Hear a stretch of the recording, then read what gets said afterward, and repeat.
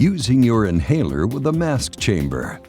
Have the child sit up straight or stand when administering medication. It's important to use your inhaler with the chamber correctly to get your medicine. The following steps outline how to use your inhaler with a chamber. These are shortened use instructions. Always read the complete instructions that come with your AEROCHAMBER Plus FlowView Anti-Static Valved Holding Chamber, aVHC, and the instructions supplied with the inhaler. Make sure that the chamber is correctly assembled.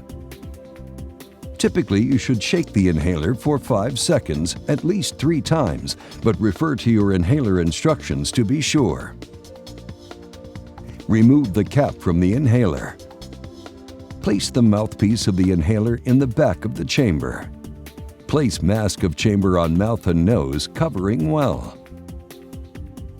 Place your hand with index finger on top of the canister and thumb on the bottom. Breathe out.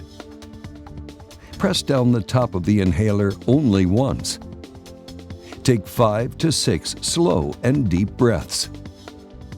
If prescribed 2 puffs, wait 30 seconds and repeat steps 2 through 9.